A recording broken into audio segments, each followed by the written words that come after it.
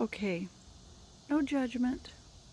This is my small flower bed on the side of the house. A lot of weeds down there, gotta work on that. But right here is a long patch of peonies. I love peonies, love them in the spring. They're a wonderful flower, but I don't like peonies because they only last a week to have pretty flowers. And this is my first year to have powdery mildew all over everything. They just look awful. I hate the way they looked. They have not been something that's pretty in my flower garden, and I'm over it.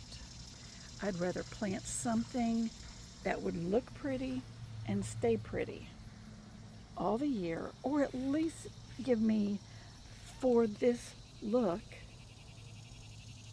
flowers longer than just a week. So I'm taking them out. I hate to do that. I'll find somebody maybe who wants them. But this fall, I want to prep this bed and do something different. So I will update you as this goes. But I'm not going to have this. I had just a little bit of the powdery mildew last year. But they're getting overcrowded. I hear that's from overcrowding. But this is my sunny area for peonies. And I just want to put something that's going to give me color all year. What will I choose? I don't know. Maybe some of the black-eyed Susies, the penstemon, the purple coneflower. I love all of those. I love the coreopsis. The coreopsis, I don't have to do anything to it. It just stays pretty all the time.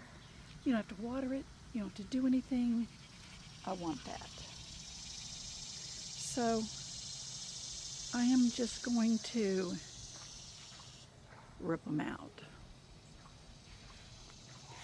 Right now, I might be able to find more coreopsis in the markdowns and get a bunch more going of it. I don't do anything. I don't water. I haven't done anything over here, but this just stays beautiful. I want it. I want more of that. I want something that gives me bang for the buck, for the work. Now, this is a different variety here. I don't know if he's a little smothered, but he doesn't have blooms. So I may have to move him out of the shadow of the Russian sage. And I think there was another one. Could get me a few more irises, but they also just last a hot minute. I think it was down here I saw one, this one. I know he's swamped with weeds, but he's not doing well. So I don't know what the difference is. Got balloon flower over in there, but there's a couple of big spurges that have taken over. But I will work on that. I want bee balm to spread, and I've left the seed heads so that I can get more bee balm. Don't know if that's going to work or not, but we're going to hope. But anyway, tell me if you have trouble with your peonies, but they just don't look good, don't want them, done, and I will get them out. Well, I'm going to try to start this morning. We're supposed to have rains this afternoon, but I've got to get this going. So I'm going to try, but the tripod out here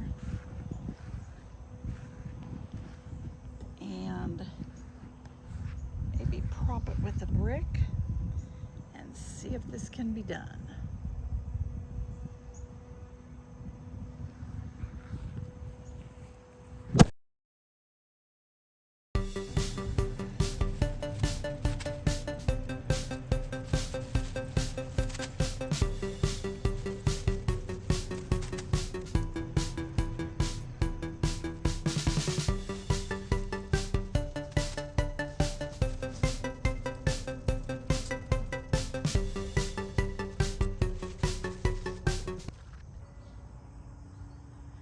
Well, after fighting with a tangle of extension cords, if this will even work, first thing I want to do is to get battery powered hedge trimmer, because this is ridiculous.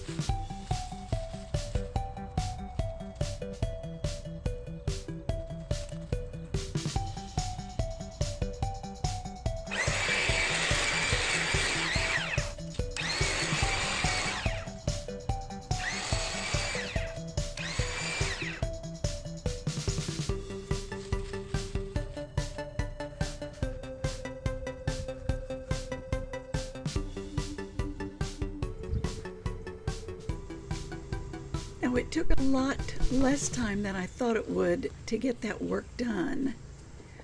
And as I'm trying to clean up the weeds, there's a few allium in there that kind of were swamped by the peonies. I am having a little bit of regret, worrying that I did the right thing. But if I think back to the messy plants that I've had all summer in that spot, a long stretch, I'd say almost 50% of that full bed was mildewed peonies this year. I just have to look forward and not regret pulling those all out.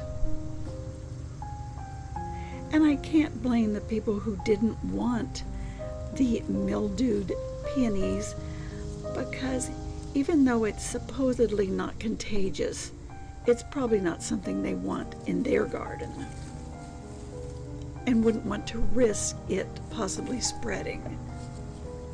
Because as I showed you, it did appear to have spread to some of my coreopsis that otherwise was doing real well. So I feel a little bad, but it is nice to get in there and do a really good clean out, because a lot of these weeds and things have grown up over the season and you just can't get back into there to clean them out. So this will be good. And I'm anxious to try some plants that have become my favorites, because I do want to try some plants. On this particular side is my bright sunny area. It gets sun almost the full day. Just I'd say a slight bit of shade in the afternoon, because a portion of the house blocks this side in the late afternoon when the sun shines real hot. So I've got to have plants that will survive that and also survive the droughty conditions. So a few of my plants do seem to fit that bill. I do have some pictures of some of the plants I want to use, and I'll show you those. I've had good experience with the liatris, the tick seed, and the coneflowers have been good too. And I really want to introduce some bee balm. Now, it kind of exposes the irises for me to get in there and clean them out real good. So I think they'll look a lot better. And yeah, I've got a lot of weeding to do in there. Don't want it swamped with black-eyed Susie, so I've really got to watch that. But this is what I have in pots on the patio, the tick seed, the fern leaf coreopsis, and I really love that plant. I don't have to fuss with it, I don't have to deadhead it, I don't have to do anything with it. It just performs all during the season. I love it. It's kind of a medium plant, no more than about a foot high, maybe 14 inches, and it could get a little higher if it's happier. And then I also have a giant pot of liatris next to it. And I did plant that from a box of those little corms that they sell at the big box stores. I think I put about, I don't know, 10, maybe 15 in there. And now there's probably upwards of 30 in there because this is the second year. They really do well. They're tall, so that could be the rear portion of that flower bed, unless I find something taller. But I think mixing that with red bee balm would be really, really pretty. So that's what I'm going to look forward to. So this is how the finished area looks, cleared out, except for the weeds. I still am going to do a lot of weed cleaning down here, but those are the peonies. Hopefully you can see those in the morning sun. But I've got a big wide swath there to decide what I want to plant.